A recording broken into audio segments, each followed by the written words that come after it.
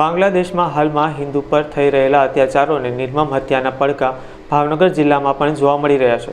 વિશ્વ હિન્દુ પરિષદની યુવા પાંખ બજરંગ દળ દ્વારા ઘટનાના વિરોધમાં સિંહોર ખાતે ઉગ્ર વિરોધ પ્રદર્શન કરવામાં આવ્યું હતું. સિંહોરમાં સંગઠનના હોદ્દેદારોએ રસ્તા પર ઉતરીને રોષ વ્યક્ત કર્યો હતો.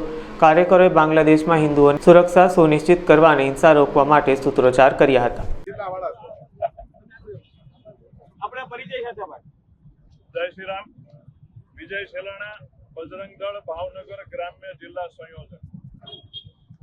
છેલ્લા કેટલાક સમયથી ભારત સિવાયના વિશ્વના અન્ય દેશોમાં કે જ્યાં હિન્દુઓ અલ્પસંખ્યકની માત્રામાં છે, કે જ્યાં તેની વસ્તી નહીવત છે, આવા દેશોની અંદર ત્યાંની બહુમૂલ્ય વસ્તી ધરાવતા એટલે કે ખાસ કરીને આજે નામજોગ કહેવું પડે છે.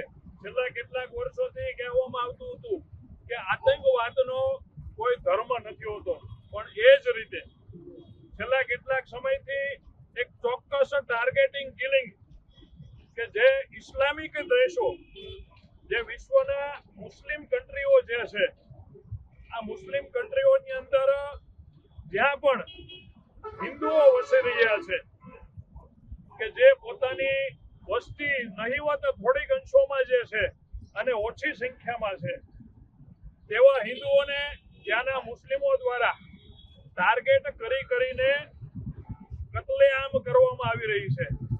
જેમાં છેલ્લા 5 દિવસથી એક ઘટના સમગ્ર વિશ્વમાં ફેલાણી છે. બાંગ્લાદેશની અંદર જ્યારથી સત્તા પરિવર્તન થયું છે, ત્યારથી યુનુસ મોહમ્મદ નામના ત્યાંના એક વ્યક્તિ દ્વારા ત્યાંના મુસ્લિમોને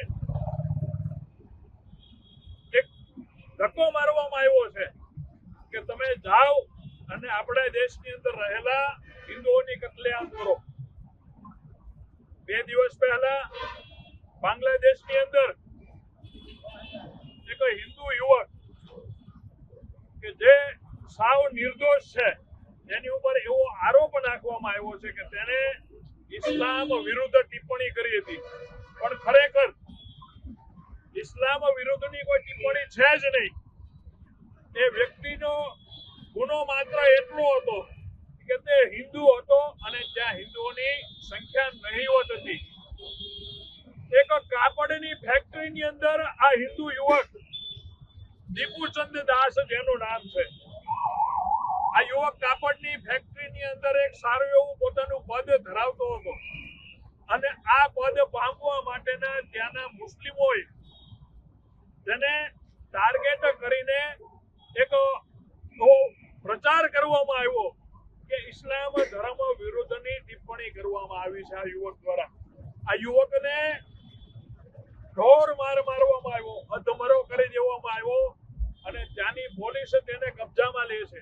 પણ દુઃખની વાત એ છે કે પોલીસના કબજામાં હોવા છતાં પણ બાંગ્લાદેશના મુસ્લિમો દ્વારા તેને સરા જાહેર ચોકમાં અધમરો કરીને, કે જે મરી નથી ગયો, જીવે છે, આ દીપુચંદ દાસને અધમરો કરીને ત્યાંના મુસ્લિમો દ્વારા એક ઝાડના ઠૂઠા ઉપર લટકાડવામાં આવે છે અને ત્યાં ઉભેલા તમામ જે કહેવાય કે બહુમૂલ્ય સંખ્યા ધરાવનારા મુસ્લિમો દ્વારા આ દીપુચંદ દાસના પરિવારની સમક્ષ તેના પરિવારની હાજરીમાં, પોલીસ તંત્રની, ત્યાંના પ્રશાસનની હાજરીમાં જીવતો સળગાવવામાં આવે છે. આ એક ભાવનગર જિલ્લાના ને પણ સમગ્ર ભારતના વિશ્વના હિન્દુઓ માટે એક વિચારવાનો